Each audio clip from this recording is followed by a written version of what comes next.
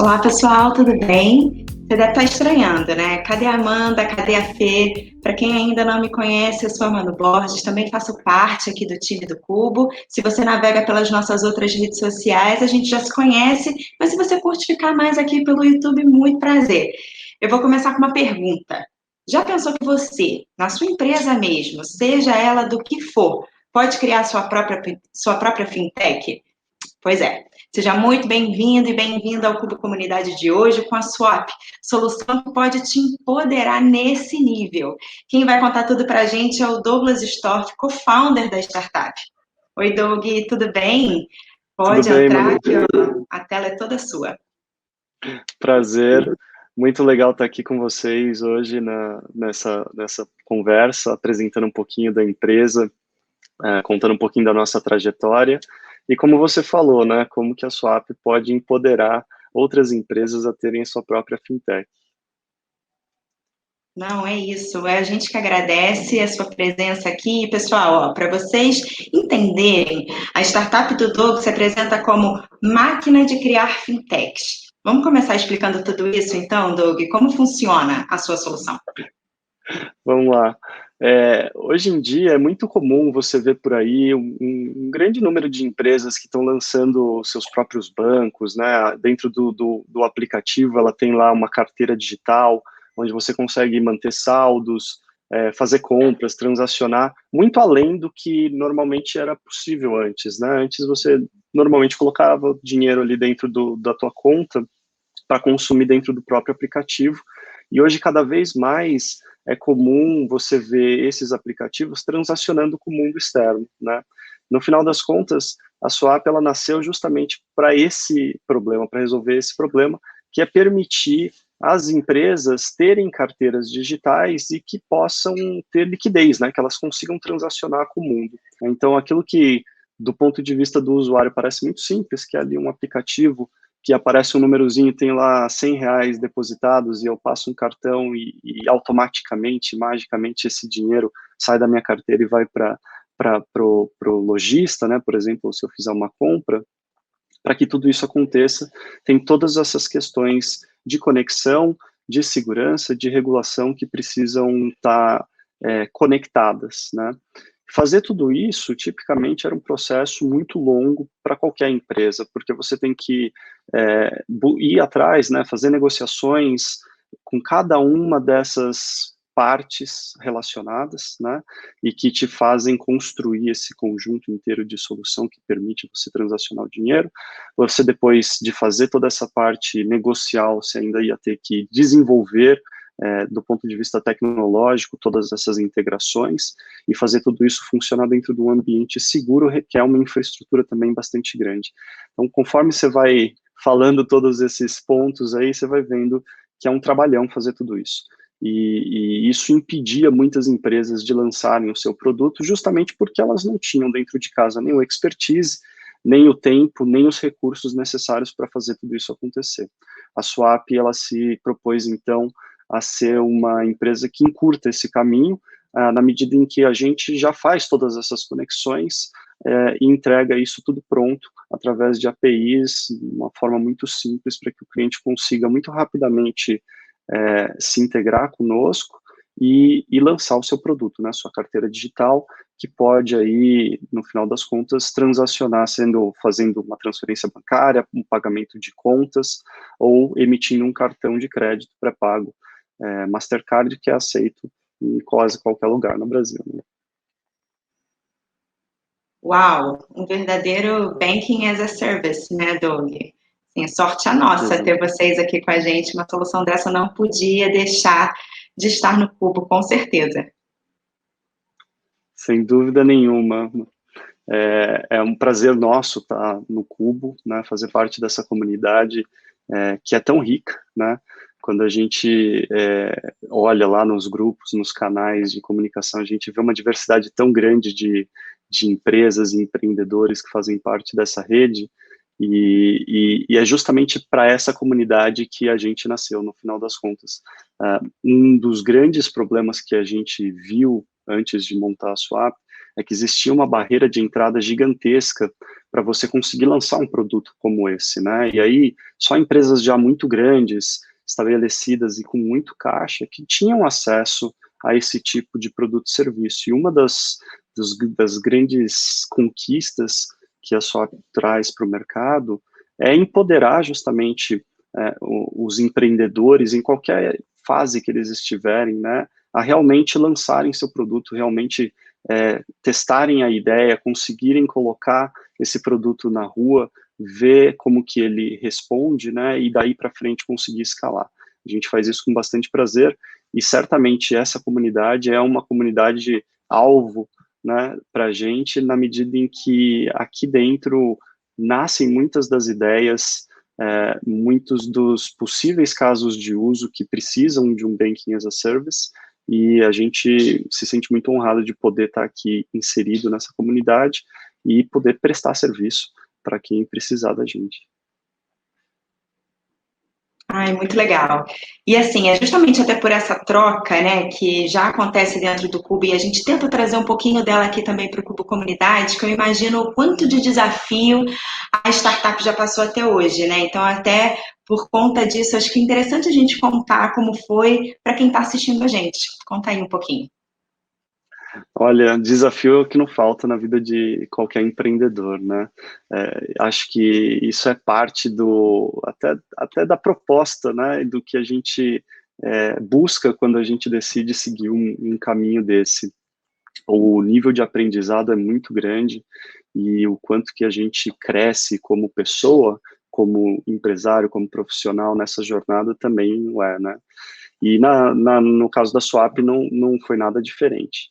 A gente começou lá em 2018, final de 2018, por volta de setembro, outubro, e eu e o meu co-founder, né, o Uri, nós saímos da 99 e saímos direto para fundar a Swap.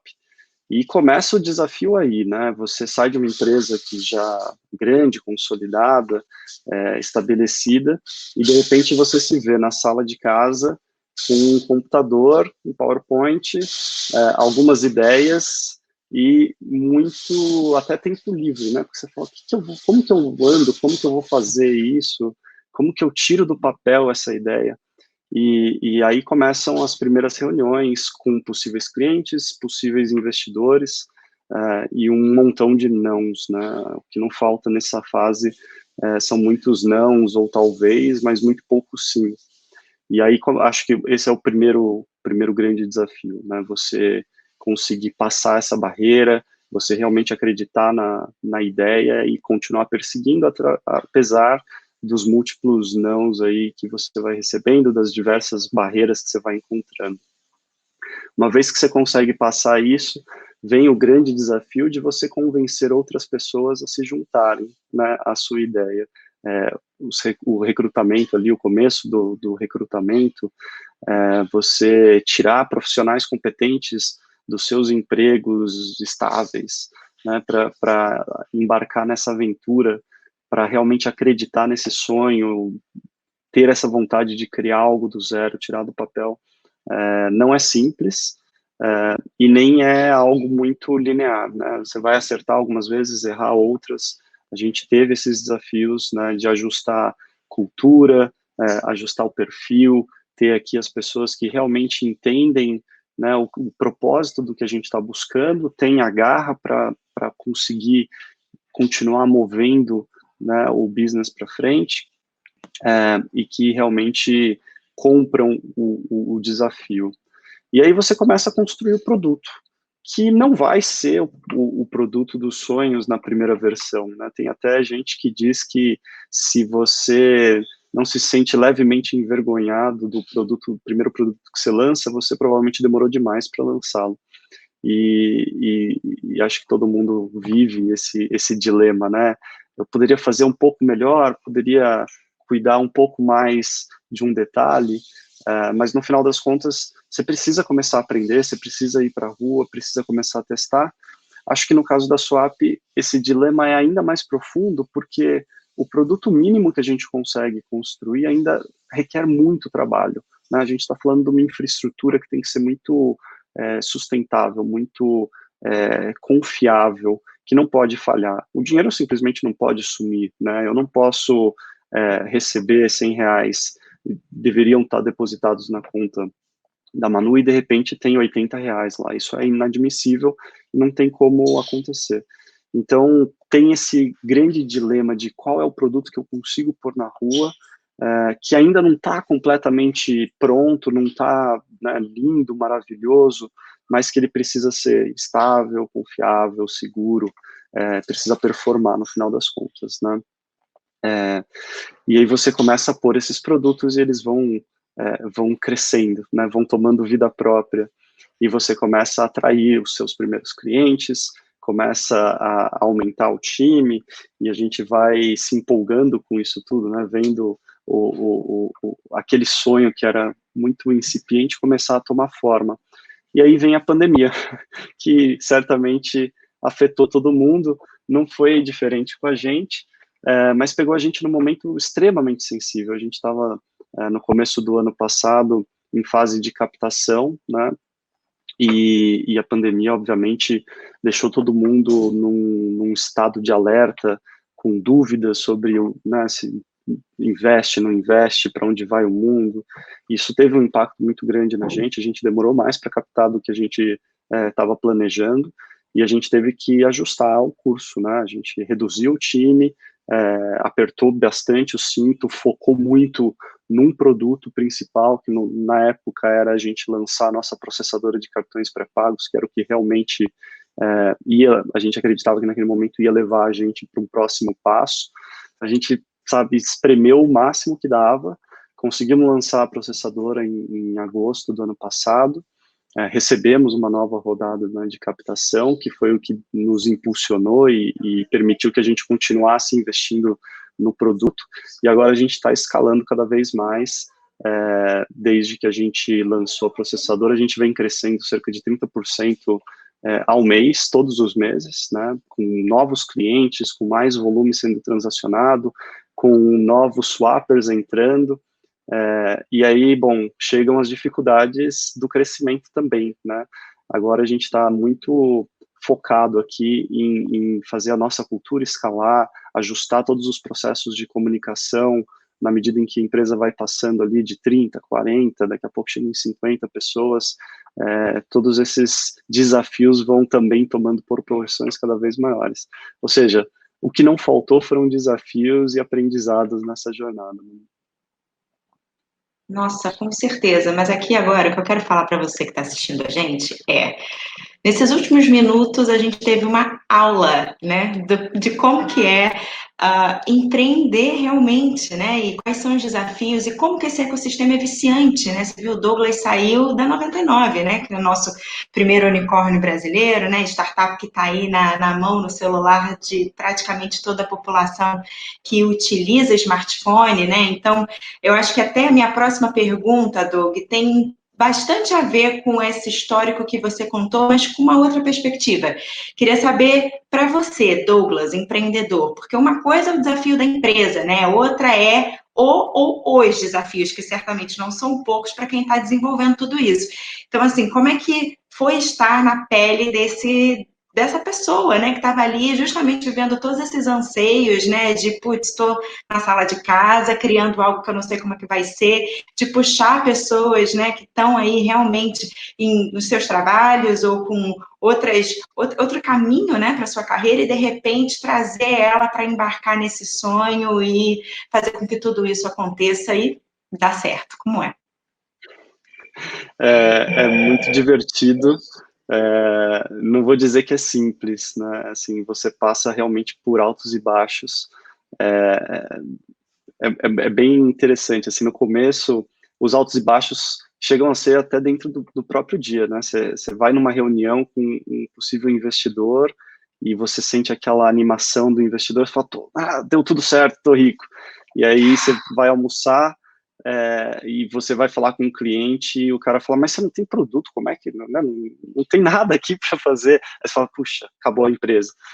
E esses altos e baixos, eles vão tomando proporções muito, muito interessantes aí ao longo da jornada, que vai fazendo você amadurecer, você crescer demais, né?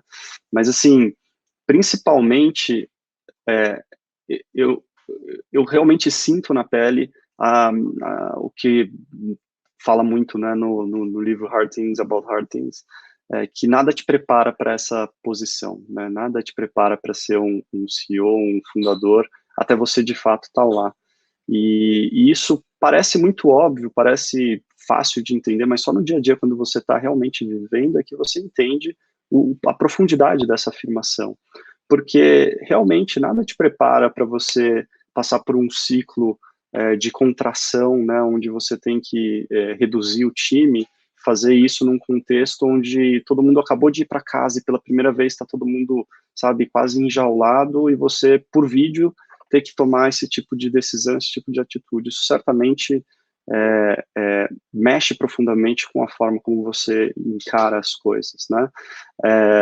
Cada conquista que você tem, e você olha para trás e entende quais foram os passos que te levaram para aquela conquista, vão aumentando profundamente o repertório, né, de ferramentas que você tem para ser melhor nos próximos passos. Assim como cada fracasso que você tem também te traz lições muito importantes. Então, assim, eu sinto que eu cresci muito como profissional, né, na medida em que eu venho de uma escola de consultoria, né, e por muitos anos eu fui consultor antes de ir para 99, e até na minha transição de consultor para executivo, eu tive que mudar completamente o mindset, né, porque uma coisa é você recomendar ações, outra coisa é você implementar as ações. E aí, quando você funda uma empresa, essa mudança é ainda mais dramática, porque depende exclusivamente de você no começo, né? Se você não levantar no dia seguinte e não começar a fazer as coisas andarem, ninguém mais vai fazer isso por você, né? Se você não tomar as decisões, ninguém vai tomar por você. No mundo corporativo, às vezes, quase que assim, existe uma possibilidade de você ficar esperando um pouquinho e de repente as coisas se resolvem. E na vida de empreendedor as coisas não se resolvem, você tem que ir lá e tem que fazer, né, acontecer. Isso, como pessoa, né, muda muito a forma de ver o mundo, muda muito a forma como você encara as prioridades, né, o que realmente é importante, o que de fato eu vou pôr foco hoje para fazer acontecer. É, e, e também cresce muito a sensação até de empoderamento mesmo, né, de o quanto que você consegue causar de impacto no mundo, de quanto que o teu esforço individual e depois junto com o time no coletivo consegue realmente trazer uma transformação para o mercado onde você está trabalhando. Isso dá uma energia muito grande, né, que faz com que a motivação seja completamente outra. É muito diferente a motivação que eu tenho hoje da motivação que eu tinha antes como consultor, por exemplo. Não que eu tivesse longe de estar desmotivado, mas assim, a sensação de você estar fazendo, né, de você estar criando, de você estar realmente impactando o mundo é muito diferente. E isso seguramente também causa um impacto muito grande em mim como pessoa. Olha, coincidência ou não, isso tudo que você está contando aqui, o próprio Veras, né, o Paulo Veras, que é o fundador da 99, contou para a gente há um tempo atrás. Eu acho que vale a pena até a gente deixar aqui em cima, galera, para vocês verem. Foi um bate-papo super rico que a gente teve um tempo atrás aqui com o Flávio Pripas também. Então, acho que, assim, essa é uma troca, né, é um aprendizado que eu imagino que seja, sei lá, intensivo, né, para todos vocês que vivem e passam por essa jornada, né. Então, assim, eu só posso deixar o meu parabéns, porque vocês são muito fortes, realmente é sensacional. Vocês, a maneira que vocês transformam o mercado é incrível, né? E assim, você comentou há uns minutos atrás até sobre os desafios da indústria em si, né? Assim, pensando aqui, talvez, desde a transparência que envolve a estrutura interna, até os órgãos reguladores e toda a burocracia que certamente está envolvida em todo esse processo, como que vocês pensam essa questão da educação ao cliente para que ele consiga operar bem a solução e extrair valor do que vocês oferecem?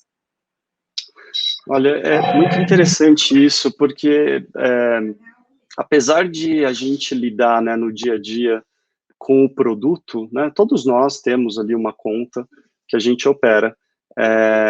Entender o que está por trás disso é algo bem diferente de viver e usar o produto no dia a dia. Então, é muito comum a gente ter clientes que chegam para a gente com uma ideia muito boa, realmente inovadora, mas que não conseguem ainda ligar os pontos e entender como que essa ideia ela se torna viável dentro desse arranjo complexo que a gente tem, né? No final das contas, é um mercado extremamente regulado, como você falou, que tem muitas partes móveis aqui para serem conectadas, e entender tudo que está por trás disso está longe de ser simples, né? E a abordagem que a gente tem é de tentar simplificar o máximo possível. Eu, no começo, brincava muito que nós não éramos de pagamentos, e isso era um dos nossos diferenciais competitivos, porque muitas vezes você entra em reuniões com pessoas que já são da indústria, que estão há bastante tempo trabalhando nisso, e é uma sopa de letrinhas que sabe, você chega a ficar meio tonto. E não precisa ser assim, né? A impressão que a gente tinha era até que alguns participantes tornavam mais difícil o entendimento do sistema como um todo, como uma forma de manter a sua posição, né? Como até criar uma barreira de entrada ali, talvez não na tecnologia, mas no entendimento dos fluxos e de tudo que está por trás. E a nossa abordagem é tentar simplificar isso, tentar desmistificar isso. A gente trabalha com uma filosofia de transparência máxima, onde a gente senta com o nosso cliente, a gente mostra os fluxos, mostra de onde vem receita, mostra de onde vem custo, mostra quais são as complexidades de, por exemplo, você fazer um Know Your Customer, né, em saber se a pessoa que está abrindo uma conta é ela mesma, se ela deveria estar abrindo aquela conta, quais são os riscos que estão envolvidos, numa análise de antifraude, como que a gente garante a segurança da transação, quando, por exemplo, um cartão é emitido, quais são os custos que estão por trás, qual a dificuldade de você entregar esse cartão na ponta. Então, tem muita coisa aqui que precisa ser dita, e a gente tenta não simplesmente sair passando tudo, né, um volume gigantesco de informações para que o cliente se sinta até um pouco acuado, mas sim ir dando as informações que são necessárias para que ele consiga pôr o negócio dele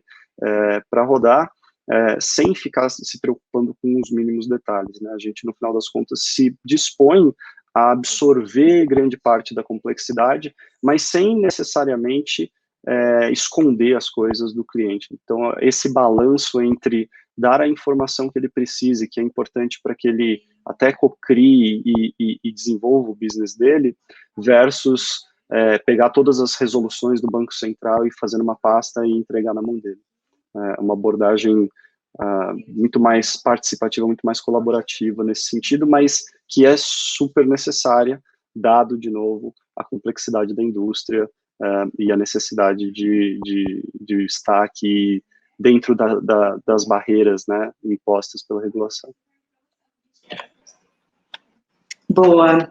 E agora, gente, ó, mesmo que você que está assistindo seja de outro setor, compreender, né, o que está por trás dos desafios como esse que o Doug enfrenta e como a startup dele pensa o caminho alternativo para ajudar a mudar o cenário do seu mercado, é interessante para você também ver que sim, dá para fazer diferente. E é por isso que esse universo de startup é tão incrível, né? Parabéns, Doug, a você, a todo o time Swap. E, cara, eu imagino que os próximos passos sejam animadores, né? O que é que vem pela frente? O que o seu cliente, né, pode esperar da startup a partir de agora? Olha, tem muita coisa legal acontecendo. A gente está investindo bastante em desenvolvimento e aprimoramento dos nossos serviços, né? E agora, para esse final de ano aí, essa metade de ano que nos resta, a gente está acelerando bastante o desenvolvimento de funcionalidades que dão mais autonomia e mais liquidez na carteira, né? A gente vai se integrar com o Pix, como mais um canal ali de liquidez da carteira, que permite tanto o dinheiro entrar quanto o dinheiro sair de uma forma muito mais simples e 24/7, né, que é o que se propõe o sistema de pagamento instantâneo, e a gente tem trabalhado também em uma série de desenvolvimentos que dão mais autonomia para o nosso cliente, para ele ser mais participante do fluxo de autorização, né. Hoje é muito comum que apenas o processador, o autorizador ali, consiga ter regras implementadas do lado dele para dizer se uma transação passa ou não passa, e a gente tem trabalhado muito para poder oferecer ao nosso cliente esse acesso, né? A gente vê isso acontecendo em outras empresas fora do Brasil, e isso é um grande diferencial, é um elemento que permite que muitos dos nossos clientes criem modelos novos, criem casos de usos novos, e é por aí que a gente está indo, sempre buscando dar mais liquidez e mais autonomia. E aí, gente, me conta, me fala. Tenho certeza que, assim como eu, você está saindo desse papo hoje com mais dica, mais informação, mais insights para agregar a sua realidade também. Ficou com alguma dúvida, quer saber mais sobre fintech, sobre banking as a service? Outro tema que a gente tocou aqui hoje? Manda aqui nos comentários que a gente vai adorar abordar mais assuntos sobre isso tudo com vocês. E, Doug, muito obrigada mais uma vez. Sucesso na jornada da Swap. Vamos com tudo. E aí, galera, ó, só um detalhe, hein? A Swap, ela entrou recentemente aqui no Cubo. Se você tem uma startup, se você também quer fazer parte da nossa comunidade, a gente vai deixar o link aqui embaixo. Aplica e vem crescer com a gente também. Valeu, Doug. Obrigada. Obrigado, mano. Eu que agradeço.